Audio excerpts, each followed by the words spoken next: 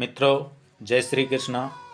मित्रों, आज की इस वीडियो में मैं आपको निर्जला एकादशी की कथा सुनाने जा रहा हूँ। और किसी भी कथा को आधा अधूरा नहीं सुनना चाहिए। तो मेरा आपसे अनुरोध है कि कथा को पूरा सुने। और कथा प्रारंभ करने से पहले मैं आपसे एक और अनुरोध करूँगा कि अगर आप हमारे चैनल पर नए हैं तो प्लीज़ हमारे चैनल को सब्सक्राइब कर लें और बेल आइकन को दबा लें, ताकि इस प्रकार की वीडियो आप तक पहुंचती रहें।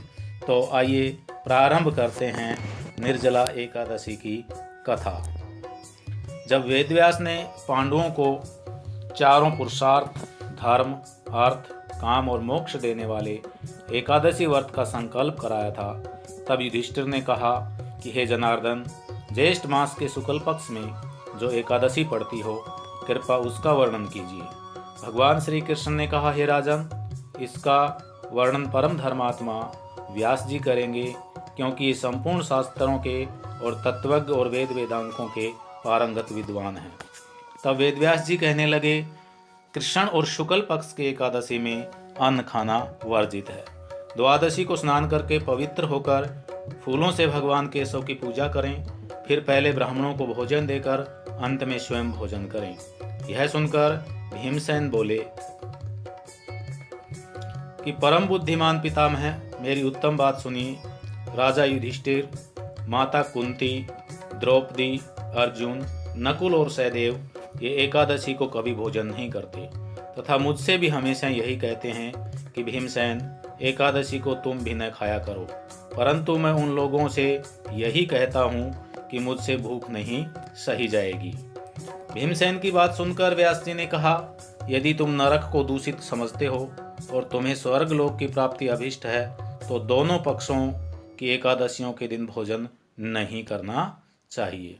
भीमसेन बोले कि हे महाबुद्धिमान पितामह, मैं आपके सामने सच कहता हूँ, मुझसे एक बार भोजन करके भी व्रत नहीं किया जा सकता, तो फिर उपवास करके मैं कैसे रह सकता हूँ।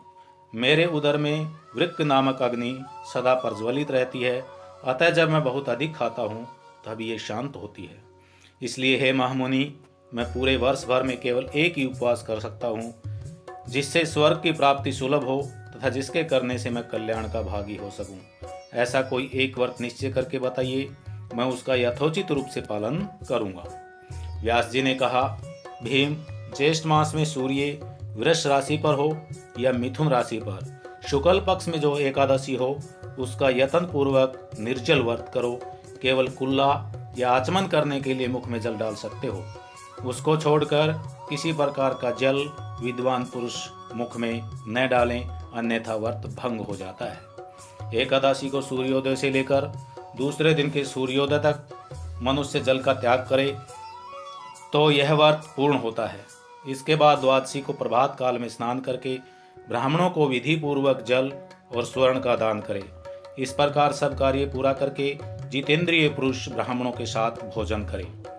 वर्ष भर में जितनी एकादशियां होती हैं, उन सब का फल इस निर्जला एकादशी से मनुष्य प्राप्त कर लेता है। इसमें तनिक भी संशय नहीं है। शंख, चक्र और गदा धारण करने वाले भगवान केशव ने मुझसे कहा था कि यदि मानव सबको छोड़कर एकमात्र मेरी शरण में आ जाए और एकादशी को निराहार रहे तो यह सब पापों से छूट जाता है। कुंती नंदन, निर्जला एकादशी के दिन श्रद्धालु स्त्री पुरुष के लिए जो विशेष दान और कर्तव्य विहित हैं, उन्हें सुनो। उस दिन जल में शयन करने वाले भगवान विष्णु का पूजन और जलमयी धेनु यानी पानी में खड़ी गाय का दान करना चाहिए। सामान्य गाय या घी से बनी गाय का दान भी किया जा सकता है। इस दिन दक्षिणा और कई तरह की मिठाइयों से ब्राह्मणों को संतुष्ट करना चाहिए। उनके संतुष्ट होने पर श्री हरि मोक्ष प्रदान करते हैं।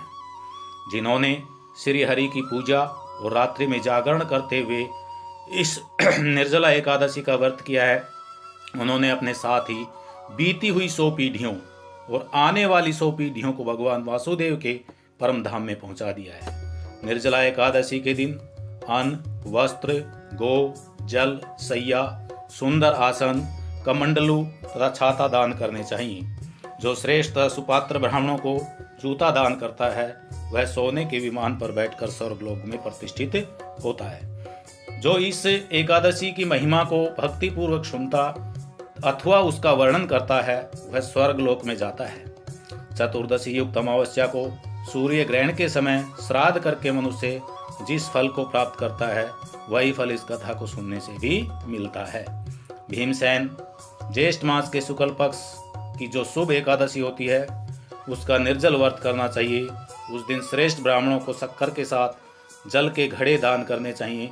ऐसा करने से मनुष्य भगवान विष्णु के समीप पहुंचकर आनंद का अनुभव करता है। इसके बाद द्वादशी को ब्राह्मण भोजन कराने के बाद स्वयं भोजन करे।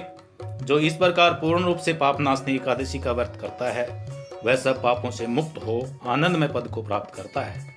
यह सुनकर भीमसेन ने भी इस शुभ एकादशी का व्रत प्रारंभ कर दिया। तो मित्रों, आशा करता हूँ कि आपको निर्जला एकादशी की कहानी अच्छी लगी होगी। भगवान श्री कृष्ण आपको इस कथा को सुनने के संपूर्ण पुण्य प्रदान करें। दोस्तों, इसी के साथ जय श्री कृष्ण, जय श्री राधे।